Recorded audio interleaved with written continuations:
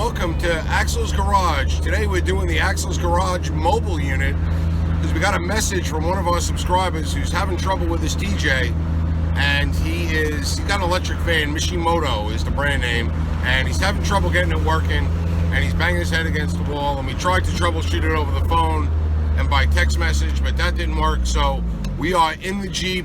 We are headed to Nick's house, and we're going to check out his TJ and see if we can get his fan working for him. But of course, I got to travel. He's only 9 miles from me.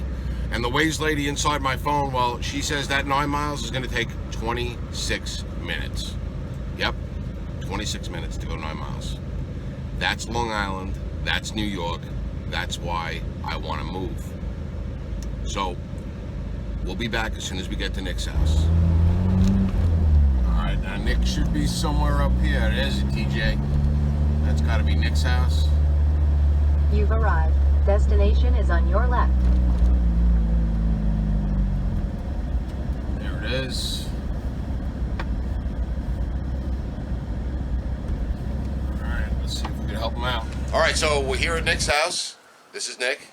And Nick's got a really nice TJ. Nick, what's going on with your TJ? What's wrong? Right now, everything is hooked up fine to my knowledge, but the fan won't start. And we've tried everything. No matter what temperature, right? No matter what temperature, we've adjusted it to the lowest temperature. It still doesn't start. So I've been a fan of Rob's for almost a year now, and I figured he would be the guy to call. Well, we're going to try it. The first step is we're just going to take a look at the wiring, and we're going to make sure that all the wires are going to the right spot as per the directions, and that they have power when they're supposed to have power, they have ground when they're supposed to have ground, and they have ignition power when they're supposed to have ignition power. Because usually it's either a ground or something like that that's going to be a problem, especially being you already replaced the relay.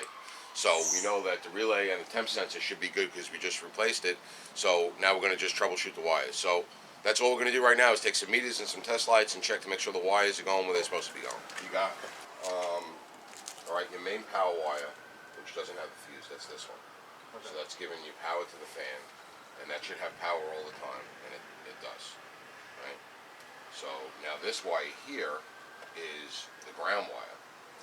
So this wire's got power too. So right now we're feeding the fan with power.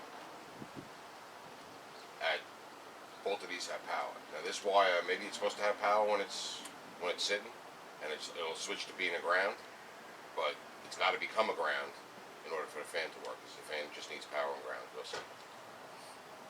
All right, so we know we got this blue wire here. Should have. So all I want to do is check to make sure the blue wire going to the fan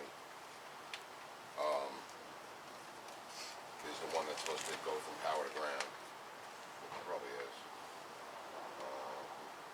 Once I get this fixed, I want to detail the engine bay, take it to a few shows, because I also have the light here. Oh yeah. The light shines up, it looks awesome. This is a really nice Jeep. I like this. Thank you. It only has 63,000 miles. Wow. Yeah, that's why I figured, like... How's the frame? The frame is in pretty good condition. I'm probably going to flush it out, because my friend already drilled the holes in it. We're going to flush it out with Eastwoods or Eastmans. Yeah, they got Eastwood. They have that kit where it's got the paint that goes in with the thing and it sprays inside. That's a great thing to do. I think I'll need like 5 cans of that or something. If you buy one of these, they're real cheap. They got a nice point on them. Yeah. So what you can do is you can just go like that right into and poke a hole, and then not really have to worry about it. So switch the ignition on. Let's make sure this comes on. Don't start it, just, go 2 clicks.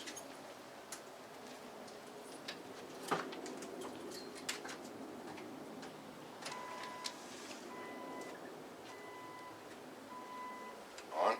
Yep. I got nothing. Alright, so what we found so far was that his 2 wires going to the fan both have power. Now, the directions say that one of them should have battery power all the time, and the other one is a ground, and when that switches to ground, the fan turns on. But when it's just resting like this, the fan shouldn't be on, cold engine, ignition off, fan shouldn't be on. There's power in both lines, so we're guessing that the second one there stays with power on it, and then when the temp sensor hits, it changes that to a ground, and which makes your power and ground go into the fan, and then you got the fan on. The problem right now that we're seeing is that in order for this whole thing to operate, there's a wire, and it's a yellow wire that goes from the module here to ignition positive. And when we turn the ignition on, we don't have anything. Now he's got some splices because it's a long run, so that yellow wire turns into a black wire and it's spliced along the way. So we're going to keep checking back along the way to see, and that could just be the problem, is that he doesn't have ignition power. So it might be that simple. Let's see. Okay, so we traced the wire all the way back to where it goes. It goes around the engine, in through the firewall on the driver's side, then goes all the way over to the passenger side, and it pops up at the fuse panel behind the glove box. So where it goes in, it's got this little doohickey that you can plug into one of the fuse taps, the auxiliary fuse tap in the glove compartment. So the wire attaches to that, and it's got two little 30-amp micro fuses in it, or mini fuses, whichever they are. And one of those fuses was blown. Now, Nick said that they did have a problem with the wire chafing on its way over, and that's probably why that fuse blew. You really don't need to fuse that so much. It's a 30-amp fuse. It's only switching the relay. It's only giving the relay power, so it's not supplying a lot of power. So a 10 or a 15 amp it would work. And I actually, while he was looking for another 30-amp fuse, I found a 20 amp on the floor in his Jeep. And that's a good thing about Jeeps. You're always finding spare parts everywhere. So now we got ignition power. Yeah. So now this fan should come on once you reach temperature. Now you got it set to the lowest? You said? Last time me and my friend worked on it, we said we did. Okay. Alright, let's give it a shot and see what happens. Alright, get everything out of our way. Yep.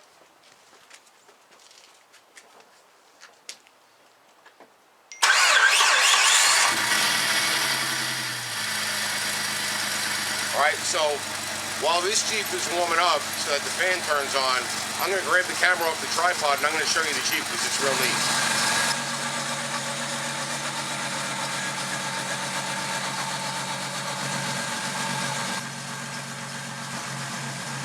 Okay, give me a little gas. Let's see what it sounds like.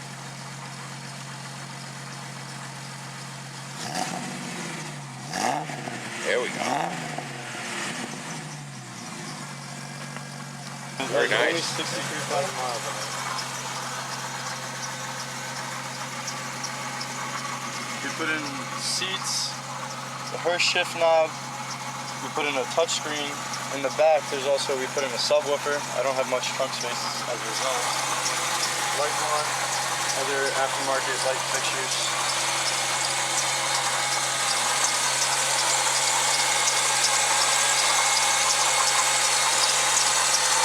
The next thing I'll probably wind up doing is the belt. As you can hear, it's squeaking a little bit. That's that typical belt squeak on a Jeep. Everybody thinks that squeak is a bad tensioner or idler pulley, and it's just a belt.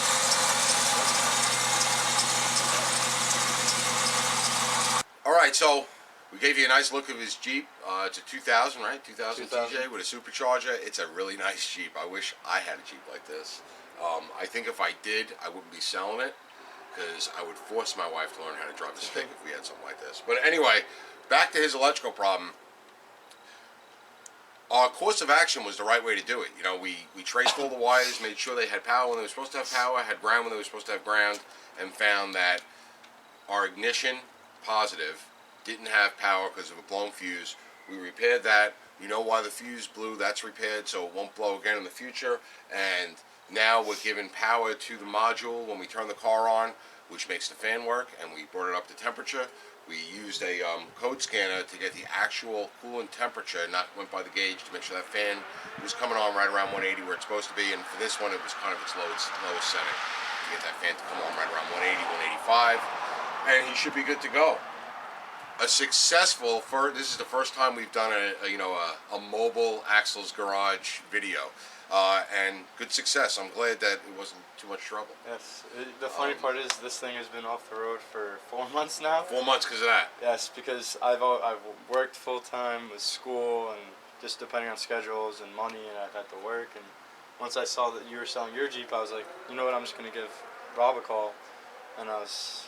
And then you got all your Marine stuff going on. He's a Marine reservist, so we're going to thank him for his service also. And we're pretty proud to be able to come out here and help him out. Thank you. Good job, man. All right, that's it today from Axel's Garage. If you like the video, always, come on, thumbs up. And remember, we're trying to hit that 1,000 subscriber mark. So please, if you like what we're doing here at Axel's Garage, hit that button, subscribe, because at 1,000, we got a great announcement coming. And we filled Nick in on the announcement. I ain't telling you. until we hit that 1,000. Thanks for watching.